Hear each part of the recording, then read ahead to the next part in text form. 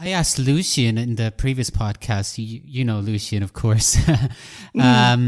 I asked him a very simple question, whether he thought that poetry could play a role in these times, and what was the role of poetry in these times. And what would you say that role is? Well, I really do think that poetry is just an essential part of human existence and human growth, really. I mean, for me, I could say that poetry is the art of paradox.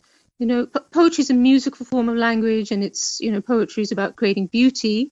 And I think that draws us to it at times, especially of grief. I think even if you don't think that you're a poet or don't even read much poetry, you know, you might want to have a poem at your wedding or a poem at a funeral. You know, at moments of kind of heightened emotion, we do reach for poetry.